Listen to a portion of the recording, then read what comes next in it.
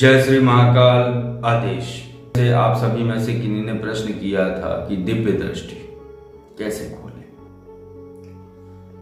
तो इस प्रश्न का एक सीधा और सरल भाषा में बोला जा सकता है कि दिव्य एक अलग विषय हो गया और दृष्टि एक अलग विषय हो गया। बिना चक्षु के दृष्टि हो ही नहीं सकती है, क्योंकि वो चक्षु पर आश्रित है।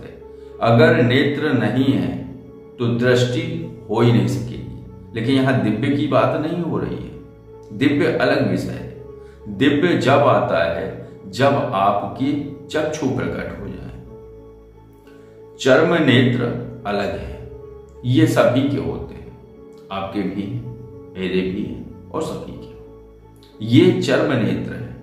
जो दृष्टि वाली बात हो रही है और जो चक्षु वाली बात हो रही है वो है ज्ञान चक्षु।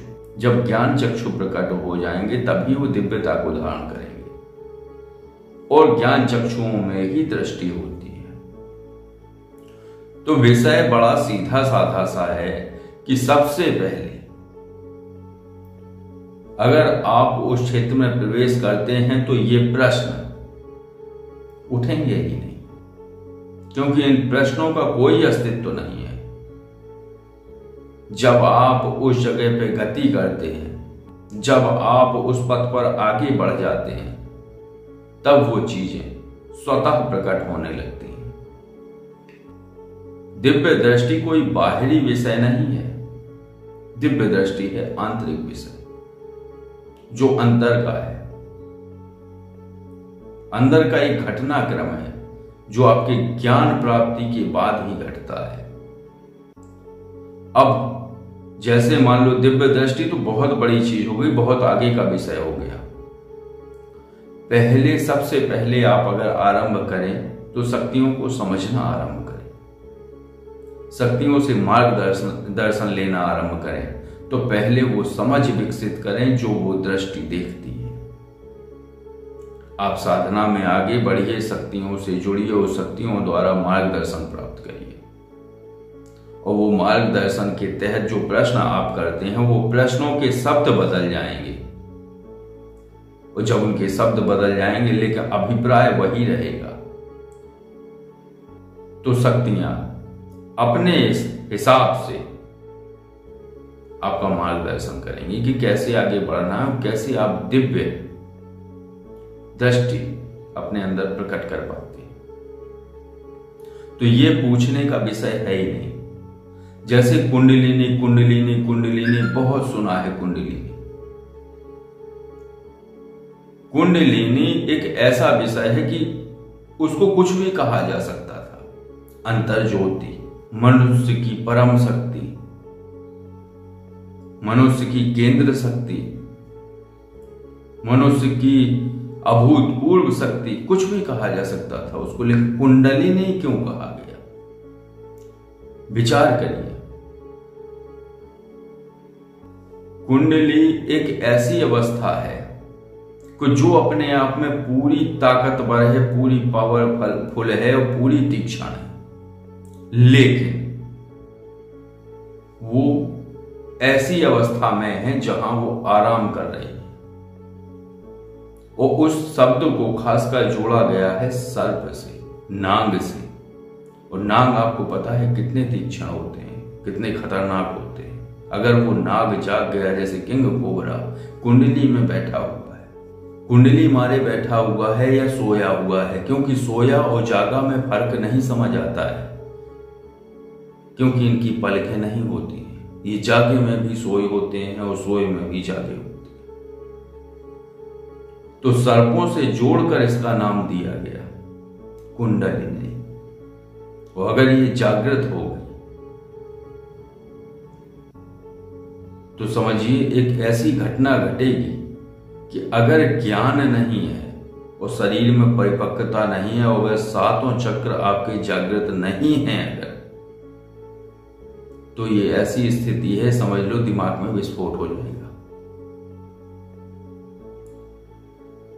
जितना मैंने समझा, देखिए समझने के लिए विषय बहुत हैं, लोगों के अपने अनुभव हैं। तो जो 7 चक्र हैं, चक्र बल्कि 9 हैं, जिनकी व्याख्या नहीं हुई है, लेकिन 7 ही चक्रों को देखा गया है। 5 तत्वों को बताया गया है। 5 तत्व हैं, 7 चक्र हैं। तो अगर कम से कम 7 नहीं तो 5 चक्र तो उसके जागृत होने ही चाहिए। और 5 चक्र अगर जागृत हैं और फिर कुंडली नहीं जगती है तो वो संभल सकता है। तो अगर 2 या 3 चक्र जागे हुए हैं और कुंडली नहीं जाग गई तो बहुत मुश्किल है बचना, क्योंकि वो शरीर झेल नहीं पाएगा। वो विखंडित हो सकता है, खत्म हो सकता है, क्योंकि वो चक्र ही उसकी कुंडलिनी की ऊर्जा को संभाल सकते हैं। और जब 5 जागे हुए हैं, क्योंकि वो सीधा सरसरा के पूरा ऊपर 7वें चक्र तक जाती है, फिर भी अगर 5 या 6 जागे हुए हैं तो वो संभल सकती है, नहीं तो ब्रह्मरंध्र खुल सकता है, वो आत्मा बाहर निकल सकती है। तो यही है सारी चीजें। मत भागिए, दिव्य दृष्टि क्या है, क्योंकि हम पात्र नहीं है। अभी हमने उतना अपने आप को तैयार नहीं किया है। या तो यह है कि किसी के पास हो, वो एक तरीके से ज्योति की तरह आपको दे दे, तब ठीक है। और अगर हम वहां कोशिश करेंगे जगाने की, तो पहली बात तो वो जगा नहीं पाएंगे, दिव्य दृष्टि प्राप्त नहीं कर पाएंगे। और अगर कर ली तो फिर सो नहीं पाएंगे। अब आप सोचिए कि अनिद्रा यानी 1 हफ्ते अगर व्यक्ति ना सोए तो उसकी स्थिति क्या बनती है, क्योंकि सोना वहां रहा ही नहीं। आंख बंद की, सो रहे हो तब भी देख रहे हो। वही स्थिति है जो मैंने बताई थी कि शक्तियां जो कान में बोलती हैं, अगर ऐसी जागृत कर ली तो पूरे दिन बोलेंगी, पूरे दिन समाचार आएंगे आपके कान में। तो केवल एक चर्चा है, वो अनुभव के आधार पे है। अभी तो इतनी इतनी चीजें हैं, बहुत गहराई है इसमें, थोप नहीं रहा हूं मैं। और अगर आप चाहें तो मैं कुछ सूत्र दे सकता हूं, कोशिश करके देख लें आप। तो वही है कि दिव्य दृष्टि एक अलग विषय है। सबसे पहला विषय है कि शक्तियों से जुड़ना। तो शक्तियों से जुड़ना प्रारंभ करिए और शक्तियों से मार्गदर्शन लीजिए, क्योंकि फिर आप स्वयं के मार्गदर्शक होंगे। क्योंकि शक्तियां आपको देंगी, आपके अंदर जो प्रश्न उठेंगे आप शक्तियों के माध्यम से पूछ लेंगे और उनके उत्तर मिलेंगे। वही कहानी आपने सुनी तो है वात्सा जी के द्वारा कि हम और वात्सा जी घंटों तर्क वितर्क, अच्छा ये उत्तर आया, अच्छा इसका पूछो अब क्या आएगा, अगर ऐसा कर लें तो क्या होगा, ऐसा कर लें तो क्या होगा। क्योंकि बहुत पहले की बात है, मैंने कुछ प्रयोग किए थे। जो वो कौन सी साधना होती है, छाया पुरुष, वो जब साधना की तो क्या होता था कि सामने खुद ही को देखो और फिर खुद ही को देखो। वो पता नहीं चलता था कि शरीर यहां बैठा है, आप जा रहे हो, आप देख रहे हो दृष्टा भाव से, आप बीच में हो, आप इस शरीर को भी देख रहे हो और स्वयं को भी देख रहे हो। मतलब इस स्वयं को देख रहे हो, उस स्वयं को देख रहे हो, एक दृष्टा भाव की तरह। वो जा रहा है, आप भी पीछे पीछे, भेज आप रहे, आपने भेजा। रात्रि में आप बैठ गए ध्यान में, और ये लंबा अभ्यास था, 2 वर्ष का अभ्यास था, लगातार रोज का 1 घंटे का। फिर क्या हुआ, 2 वर्ष बाद ये हुआ कि फिर चल दिए, खुद को देख रहे हैं, दृष्टा भाव से पीछे पीछे जा रहे हैं, खुद ही के पीछे खुद जा रहे हैं। चले गए, फलाने हमारे परिचित हैं, वो फला जगह रहते हैं, मतलब वहां से 100-200 किलोमीटर दूर। चले गए, अब वो सो रहे थे, पहुंच गए उनके घर, सो रहे थे, देखा कुर्ता पजामा पहने सो रहे थे। वो गर्मियों के दिन थे, बाहर पड़े थे, अपनी चारपाई डाले, लौट आए देखकर। तो साथ में लौटे, उसके पहले उनका कान खींच दिया, कस के खींच दिया।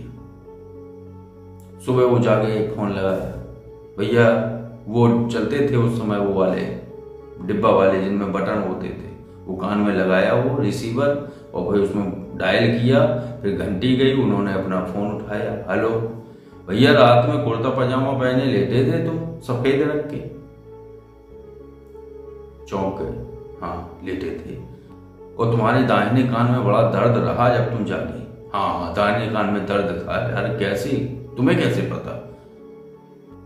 तो धीरे धीरे अपने प्रयोगों का परीक्षण आप खुद करते हो। यही है केवल, ये क्या है, मतलब इनको क्या कहें, इन चीजों को करते रहो परीक्षण। प्रायोगिक प्रक्रियाएं हैं ये, आप जितनी करोगे तो या तो आप फंसोगे, क्योंकि एक बार फंस गया था। अब ये बताइए कि वो जा रहा है, तुम दृष्टा भाव से खुद के ही पीछे जा रहे हो। अब तुम्हें पॉलीथिन में अंडे लेके और दूध लेके एक गिलास, मतलब सब मानसिक था, मानस का, और शमशान में पहुंच जाओ, वहां दूध रख दो, अंडे रख दो, आओ सब खाओ, और इसके साथ उनसे कह दो कि चलो भाई हमारे साथ। अब वहां से तरह तरह की आकृति वाले, तरह तरह के ढील डोल वाले आए, भागे, डर गए, भागे वो पीछे पीछे आ गए। तो ये प्रक्रिया की थी उनके शिष्य ने, वात्सा जी के। अब ये कहां पता था क्या है, वो एकदम से झटके से आंखें खोल दी उसने। 15 से 25 मिनट के आसपास ध्यान लगाया और ये करके वहां से भागा, एकदम से झटके से आंखें खोल दी ऐसे। अरे वो पीछे पीछे तो यार वो आने लगे थे गुरुजी। अच्छा कोई बात नहीं, थोड़ी देर और चर्चा हुई, इसके बाद रात्रि के बज गए थे 1, वो आए, वो अपने कमरे में लेट गए, हम थोड़ा दूर वाले में लेटे थे। अब उस समय क्या था कि शुरू शुरू में योगेश्वर महादेव की साधना की थी, तो वो मुक्ति रंध्र चाल जो है आरंभ हो जाता था। जैसे ही कोई नकारात्मक हो जाए वो मुक्ति रंध्र आरंभ हो जाए।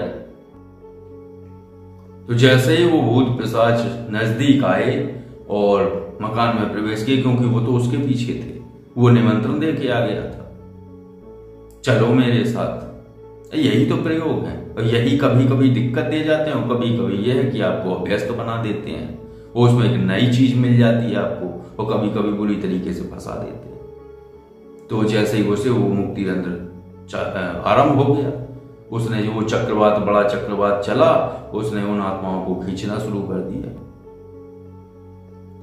सभी आत्माएं खींचती जाएं, वो कुछ भाग गए, वो कुछ छूटे तो वो अंदर की तरफ प्रवेश कर गए, 2-3 छूट गए अंदर पहुंचे तो यहां वो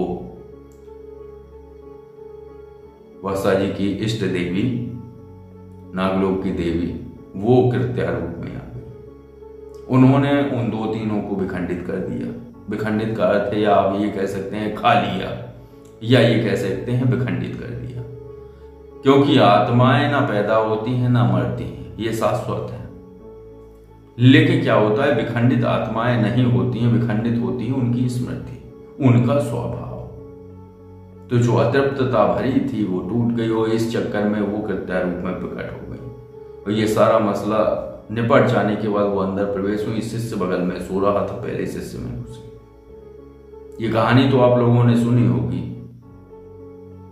और ये कहानी नहीं है, वास्तविकता है। क्योंकि बात यह है कि बात जब पुरानी हो जाए, भूतकाल की, तो वो कहानी के रूप में प्रकट होती है। तो जब शिष्य के शरीर में जैसे ही घुसी, रात्रि के बजे थे 3, सुबह के मान लो 3, तो थोड़ी सी आवाज की उन्होंने, शिष्य महोदय ने, ई बस इतनी। और इसके बाद जैसे ही वो घुसी, उन्हें पता चल गया, उसका ओरा देख के उन्हें पता चल गया ये साधक नहीं है मेरा, जिस पे मेरी कृपा रहती। वो तुरंत बाहर निकली, लेकिन उसमें 3 या 7 सेकंड का वक्त लगा होगा। इस 3 या 7 सेकंड में वो अकड़ गए। अकड़ का मतलब है, आपको पता है अकड़ का क्या मतलब है, ऐसे रह गए, सारा शरीर ऐंठ गया, गर्दन पीछे ऐसी जा रही थी उनकी, ऐसी। और जब ना वो चिल्ला पाए ना वो, 7 सेकंड उनके लिए बहुत भारी पड़े। और जैसे ही वो खोले तुरंत उंगली लगाई, वो गुरुजी क्या हुआ, हम अकड़ गए थे। तो ये बोले बादशाह जी, अरे सो जाओ, तुम बड़े अकड़ गए थे, स्वप्न भी देखने लगे, अरे तुम कर रहे हो, अभी सीख रहे हो, कोई बात नहीं है, सपने में अकड़ गए। वो बेचारा क्या करे, वो चुप हो गए, उसने रजाई ओढ़ ली चुपचाप। अब वो सोचा शायद सच में सपना आया हो। इसके बाद वो जैसे ही उसने रजाई ओढ़ी, इधर बादशाह जी अकड़ गए। वो जैसे उनमें प्रवेश की तैसे इनकी भी वही स्थिति बनी, शुरुआती चरण था। इन्होंने तुरंत गुरु मंत्र जाप किया, तुरंत के तुरंत वो कृत्या रूप से सौम्य रूप में आई, लेकिन इन्हें वो चीज समझ न आई कि बात क्या हो गई। इन्होंने तुरंत बैठे और ध्यान लगाया, तब समझ में आया, अरे ये वो है इष्ट देवी। तो काफी मसले फैलते हैं प्रयोगों में, ऐसा नहीं है कि सुलभ हो जाते हैं, दिक्कतें आती हैं। मैं भी काफी दिन परेशान रहता था, क्योंकि कहीं जाओ उधर से मन भारी हो जाए, नशे जैसी स्थिति हो जाए, आंखें चढ़ जाएं, आलस आने लगे, बड़ी बुरी स्थिति होती थी। फिर हम आके पूछें इनसे, बताओ यार क्या हुआ, बादशाह जी बताइए क्या हुआ। तब ये बताएं, तुम एकत्रीकरण करते हो, वो क्या है, मुक्ति रंध के चक्कर में आत्माएं मुक्त होने के लिए कुछ तुम्हारे पीछे आ जाती हैं। ये शुरुआती समय की बात है, सभी के ऊपर तंत्र प्रयोग हो जाते हैं, मेरे ऊपर होते थे, लेकिन एक समय समय की बात होती है। तो बस यही है कि प्रयोग करिए, कुछ ना कुछ सीखिए। आप पहले शक्तियों से जुड़ना सीखिए, वही दिव्यता प्रदान करेंगे आपको और सबको। हम उस राय में दौड़ रहे हैं, अभी हमारी दिव्य दृष्टि नहीं खुली है। दिव्य दृष्टि आज्ञा चक्र खुलना नहीं होता है। आज्ञा चक्र के विषय में कुछ ऐसी भ्रांतियां हैं, विषय इसको छोड़ दीजिए, थोड़ा सा अलग हो जाएगा। क्योंकि बात यह है कि जो जैसे वो अभी एक वीडियो आया था, उन्होंने बताया था कि ब्रह्मचर्य का मतलब क्या बताएं, वो नहीं है। वो देखा था हमने उनका, तो वो बता रहे थे कि ब्रह्मचर्य का मतलब समागम नहीं है, ब्रह्मचर्य का मतलब अलग है। तो वही है कि आज्ञा चक्र बोल दिया, व्यक्ति के दिमाग में तुरंत आ गया कि क्या है इसे। ब्रह्मचर्य बोल दिया, व्यक्ति के दिमाग में तुरंत आ गया, तो बस उन्हें रहने दो। जो शब्द बने हुए हैं वो समझ जाए सामने वाला, क्योंकि काफी वक्त हो गया इन्हें चलते चलते। आज्ञा चक्र का सीधा मतलब लोग ये लगा लेते हैं कि आज्ञा चक्र का मतलब है यहाँ कोई आंख होती है, वो खुल गई, अब दिव्य दृष्टि प्रकट होने वाली है, अब आप तीनों लोगों का देख पाएंगे। आंख खोली, ध्यान में गए, आंख खोली, तीनों लोगों का दिखने लगा। जो शक्ति होती है इष्ट शक्ति, वो आपके मानस पटल पर वो दृश्य दिखा देती है, लेकिन वो देखने का विषय नहीं है, वो समझने का विषय है। आप उसको समझ लेते हो, उन दृश्यों को देखा हुआ। लेकिन दिव्य दृष्टि का अलग विधा है, वो सीधा देखती है, जैसा आप आंखों से देखते हो तो दिव्य दृष्टि से वैसा ही दिखता है जैसा पूरा महाभारत उन्होंने देखा और धृतराष्ट्र को सुनाया, वो है दिव्य दृष्टि। और आज्ञा चक्र विषय अलग है, वो दिव्य दृष्टि से जुड़ा हुआ विषय नहीं है, वो विषय ही अलग है। तो सबसे अच्छा एक ही सुलभ रास्ता है, या तो योग के माध्यम से इसे हल किया जा सकता है, लेकिन इसके लिए बहुत लंबी उम्र चाहिए। दूसरा रास्ता है तंत्र और साधना के द्वारा, जो शक्तियों के माध्यम से आप वो दृश्य देख सकते हो। और एक और वो विधा है जो तीसरी, जो कि इसके बीज हैं, इसके सूत्र हैं इस्लाम में, तो वो भी अपनी जगह अभूतपूर्व है, बहुत अच्छी। उसमें आप रात्रि में खुद को देखते हुए पीछे पीछे टॉर्च जलाते हुए जाएंगे, खुद के ही असिस्टेंट बनकर।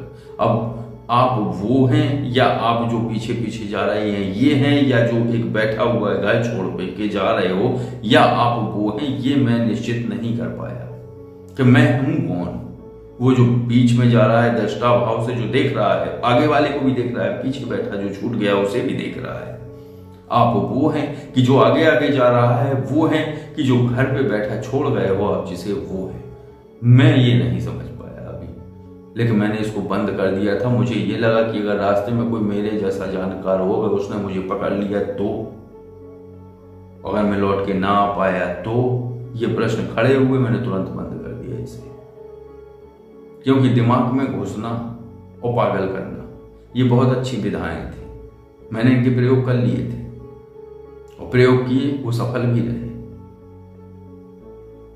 ठीक भी कर सकता था और बीमार भी कर सकता था।